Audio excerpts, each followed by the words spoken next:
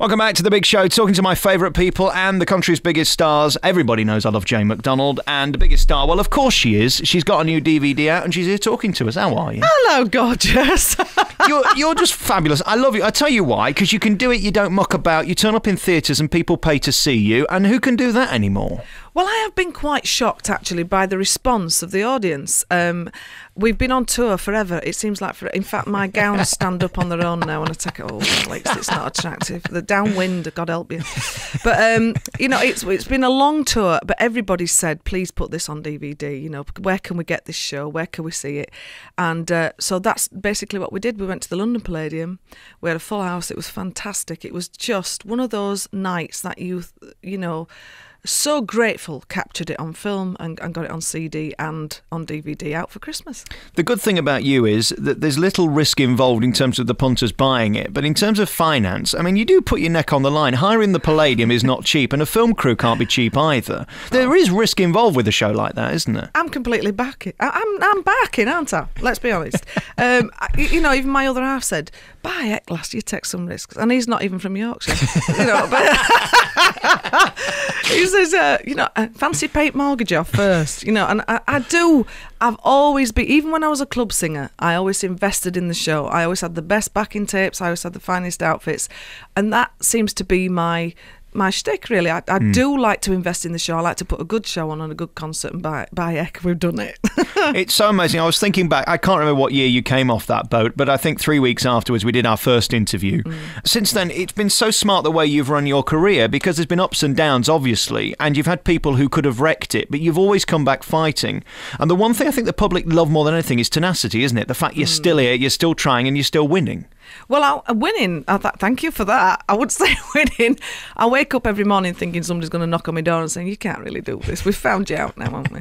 And I do tend to keep my head down. I don't sort of put myself out there as much as I should, really. You know, like a lot of people do in the industry. They're on every front page doing every advert and blah, blah. It's just not my way. I'm quite a private person off stage. But when I'm on stage, that's my time for the public, and they are wonderful. You know, my fans are just second to none, and I'm very, very, very lucky to have a fan base and as loyal as they are, and they're just wonderful. But you have got to take risks. It's not an easy job, and I think people are a bit misled these days. You know, they see the X Factor, they see the, you know, the pound signs. Oh my God, that could happen to me. But there is a huge amount of work that goes into it behind the scenes. And the lovely thing about your show is it just looks so natural, and nothing really can go wrong. Even if the power went, you'd still find a piano and sing along. Do you know what I mean? And you look relaxed. How long was it before that was part of your life, that you actually didn't fear the audience anymore? Because that's the key to a great performer, isn't it? Well, I thank you for that. In the clubs, I did 15 years in the club circuit. And, you know, when you've got somebody playing dominoes on the front row, reading the Sun, you know you've got a bad audience to start with. But when they actually put that paper down and look up, then you know that you're winning. And I think you've got to go out there and die a few times. And all of us in the clubs and other cruise ships have died a few times. And I think you have got to go through a lot of failure to then learn how to be a winner. And you've stayed loyal to who you are in terms of where you live and your family, and we all know about your relationship with your mum. You've let her down a bit, you've moved out since, we'll talk about that later, but you're never going to leave Wakefield, are you? There's no point at this stage. This is it's my home. Leeds is up the road. I'm here in Leeds. We've got Harvey Nicks. It's dead posh up here, you know. But then, of course, you've got your local chippy. So I love that we've got every aspect. I've got a big city, which is 15 minutes away from me, and then I've got the countryside, which is also 15 minutes the other way. So I could not ask for more. And home is where the heart is. And, of course, you get to dip your toe in Lovey Lake occasionally when you go down to London. And I know you're currently doing the Alan Titchmarsh show. That's the latest phase of your TV career. And you get invited to everything. Do you pick and choose what you go to? Because you don't want to be the person that turns up to everything, do you? I don't usually go. And my other half is very, very quiet. And he's been 40 years in the industry. The last thing he wants to do is go out there and do it all again.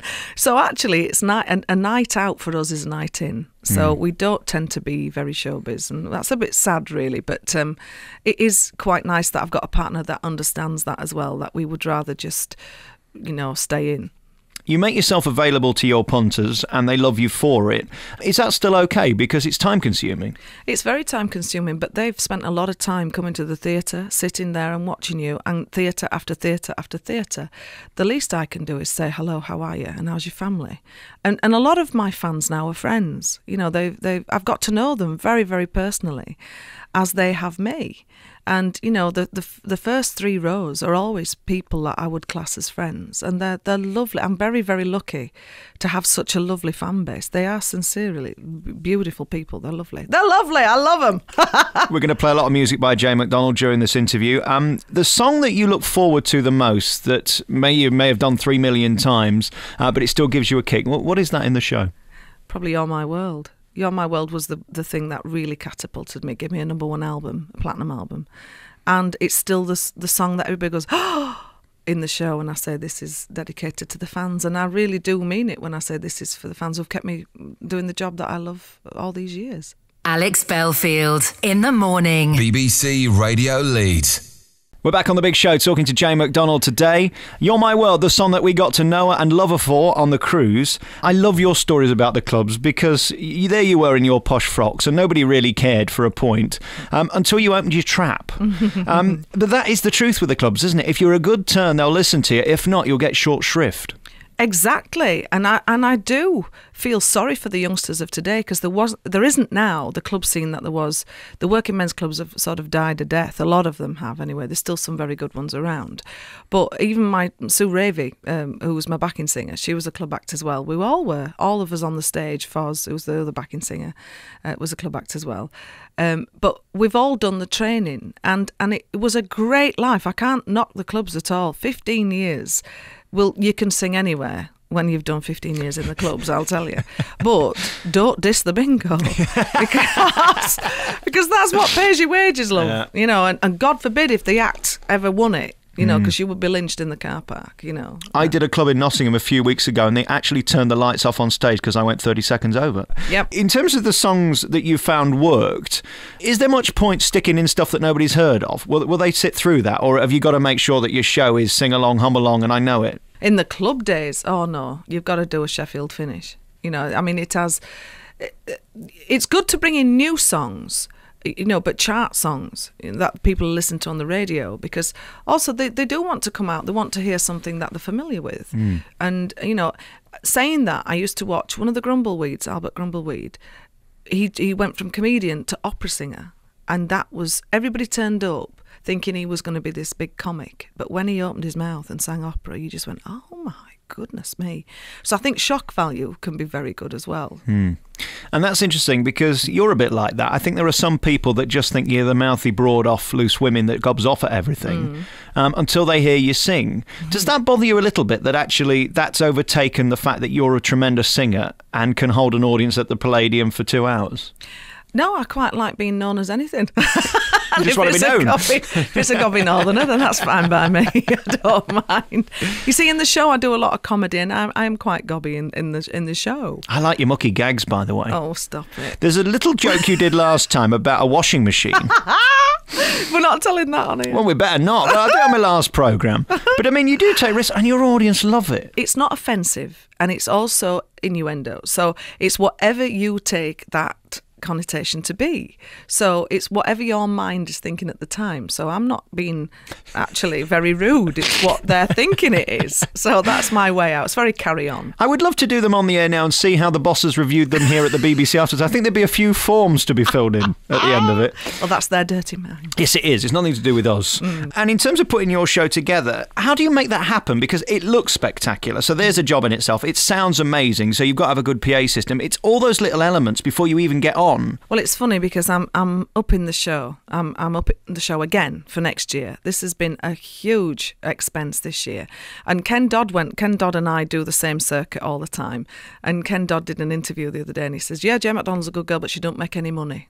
And he's so right. Because I do put everything into the show, whether it's the gowns, the singers. I've got the best musicians, and the best sound system, and it's going to have a stage set next. I mean, there's going to be so much happening, but that's how I've always worked, and that's why I'm still here, probably 14 years from the cruise. I sincerely hope it is. You don't want a few quid for a loaf of bread or anything, though, do you?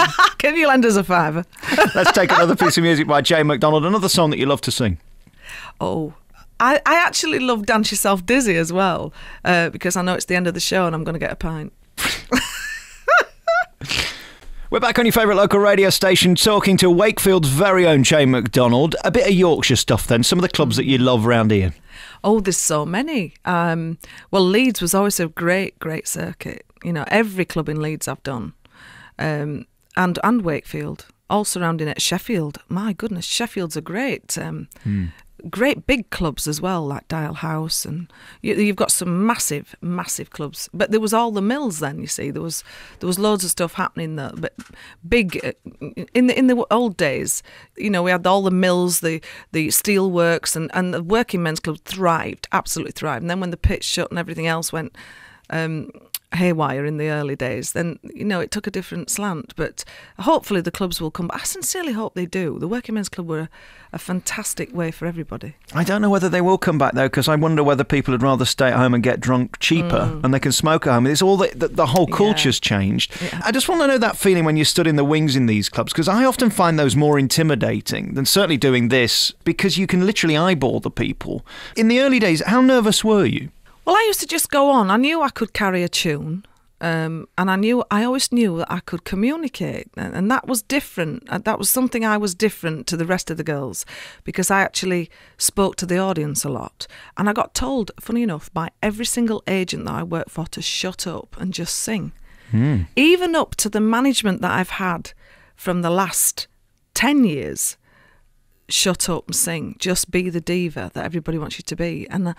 And I always think that's actually probably my strength, that I do actually communicate with the audience and that I do talk to the audience. But you would not believe the amount of people who've told me to stop doing that. Where do you think that comes from then? What is all that about? Because if we're not buying into the personality and who you are, what are we doing listening to you? Exactly. I don't seem to get what they're trying to say. They said that I don't need to. That's what they keep saying. You don't need to be funny. You don't need to talk to everybody.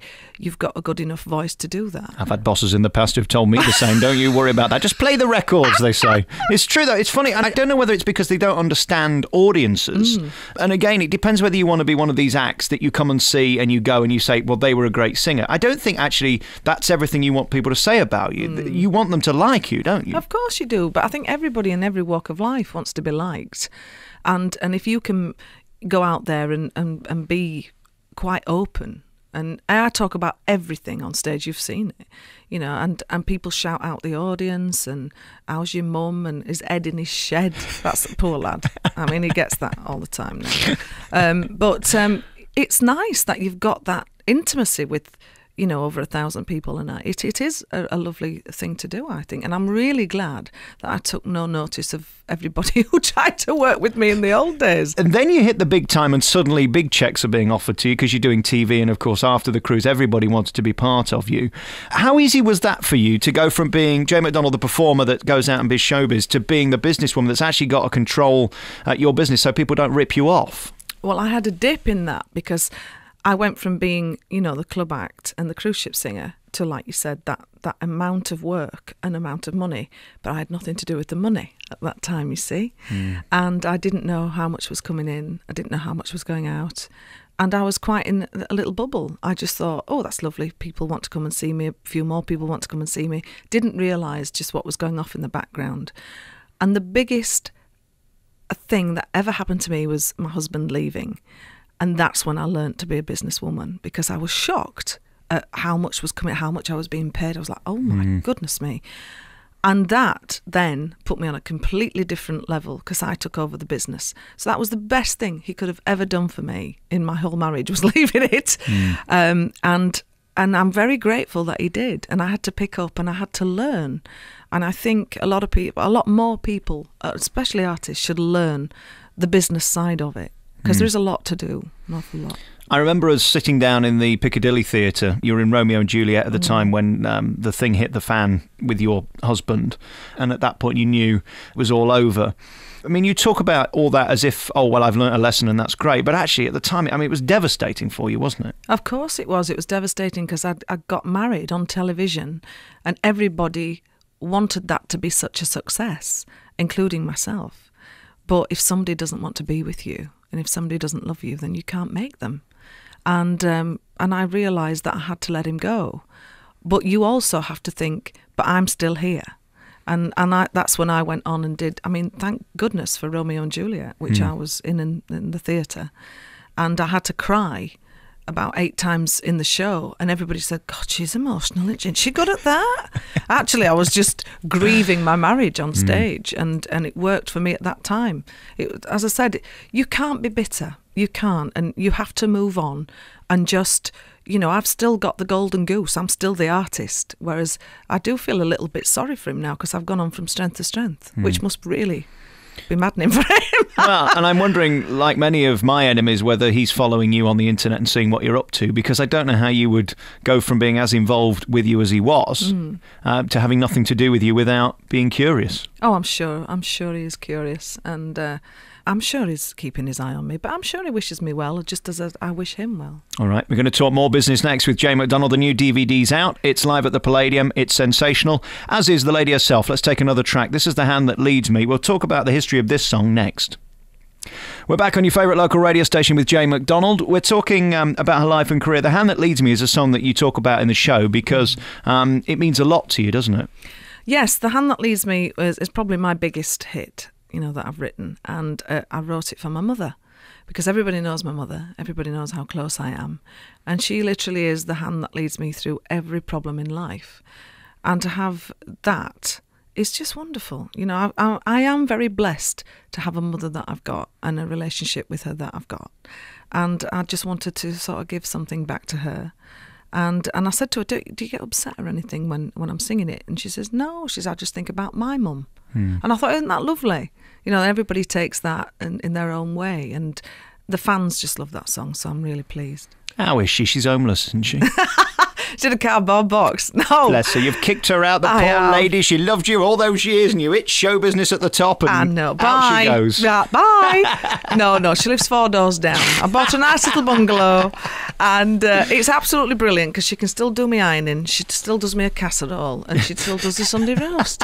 So I haven't actually, all I've got now is the house for Ed and I, but actually I could do with it back, I'll be honest with you. Really? It's hard work. It's hard work on your own. And so much has happened for you in the last year. I mean, Loose Women, you were there for so long, and in my opinion, as I've said before and I've said publicly, without you, I don't think it's the same. I think you brought a great energy to it and a warmth to it that not everybody's got on that programme. Why did you leave? Why was enough to walk away from Loose Women? Well, I enjoyed 7 years of it, and I had a wonderful, wonderful time. But when you've seen me in concert, you'll understand that I had to make a choice. Loose Women is live every single day of the week, and I was exhausted of doing touring, putting the shows together, writing, producing, everything else that I do in life, and having to commute to London all the time as well. I can see builders in Bingley saying, oh, what's she on about? It's an hour a day on Loose Women, but actually you get in there at 7, you leave here at like 3 in the morning, don't you? Yes, that's right. So I had to be up at 4 o'clock every morning to catch that early train to get down there for the 7:45 meeting in London. And I just physically could not do that anymore. I think it's a brilliant, brilliant show, and I wish the girls lots and lots of luck. And they have left the door open for me, which I think is lovely, that I can always go back at a later date. But at the minute, there's just no way I can fit everything in. And in terms of that programme, it enabled you to have an opinion on stuff, which is great, until you open your trap and upset somebody, Yes. which happens regularly because it's live and it's there, and actually that's what the producers want. It makes good telly. Are there any regrets at this point about things you've said about people? Have anybody collared you as you're leaving ITV? Well, I do tend to have an older head on my shoulders. That's probably what you were saying about. I actually think about the people that are watching it.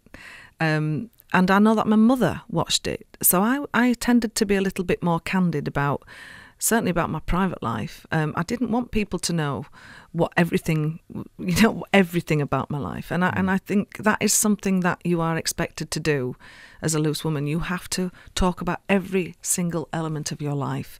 And with Ed coming into my life, I wanted to keep a little bit of privacy there. And also he has a family, and you have to be aware of that. And they didn't want to be in the press. They don't want, and that's difficult for me then to do a show like Loose Women and look after the family that I'm going to inherit. So, you have to be a little bit careful. And for those who haven't heard the story, you had a dalliance many years ago, in 1937, I think it was. Yeah, it feels like it. And then you both went off and hit show business. He hit it big time first, and then you were still doing the cruises and the clubs. And then look at you now, this big megastar. And there was a meeting at ITV. You were both in a chair having your ear done, weren't you? Or something? Yes, that's right. Yeah, he was in the band called Liquid Gold that were riding high in the charts, and I was a barmaid in Wakefield, and Liquid Gold opened the Pussycats where I used to work. It was fantastic. I wish it was still there now. Wow. In fact, somebody should really reopen that. It was a fantastic nightclub, and the drummer just saw me working on the middle bar and asked the owner if he could have a date with me, and we went out for about a year on and off. But I think I was one of many. Because, he was a rock and roll star, travelling the world. The women that used to scream, and men that used to scream after them all, running down the street, I knew at that time that I had to let him go, because I couldn't hang on to that. I couldn't live up to that standard. And that's the best thing I ever did as well. That was a choice that I made, and we never split up. I just left one day, because he lived in Buckingham at the time. And like I said, he was with the Searchers, which I didn't know. And they were in This Morning studio promoting their album. I just looked up on the monitor and I said, oh my God, I used to go out with him. And Donna, the makeup girl at Loose Women, said, you've got to go and say hello. I said, well, you might be married and have kids. She said, well, it don't matter, does it? You just say hello. And the moment we saw each other again, it was like, oh yeah, this is meant to be. So and you're now engaged. When are you going to get married? Well, if it's not broke, don't fix it. Oh, he's a lovely, lovely fella, and eventually we will get married. But at the minute, we're just enjoying life, and I think I'm too busy. I can't. The thought of actually planning a wedding as well would just tip me over the edge. I like your big belters, as you know, and Some You Win, Some You Lose is certainly one of them. Let's take that, and we'll come back with our remaining moments with Jay McDonald. Help Me Make It Through the Night by Jay McDonald here on your favourite local radio station, talking to the lady who everybody seems to hear from and listen to. And you've got this new DVD out, of course, in the Palladium, where we get to see you shine. A, was it a good night? B, was it as good as you wanted it to be? I don't think I could have paid people to be any better than that night was. And it was unbelievable. Thank goodness we filmed it. It was just one of those things that came together. It was a nightmare getting it prepared. As you said, the Palladium is a difficult place to hire, and you've got all those staff and everything else that come with it. And we had the best TV crew on there. And we've made a CD of it as well. So it's a CD and a DVD. So you're getting two for the price of one. It was sensational. It was just brilliant. My mother's in the royal box. Yeah. Lovely. I know. And she's waving like she's the queen. In fact, we call her Queen Jean in the show. Very nice. And Ed sat in there, because Ed wasn't allowed in. She was sat with my sister-in-law. Yeah. But Ed was sat next to Linda Bellingham, because they all get on really well. There was the Four Puffs and a piano.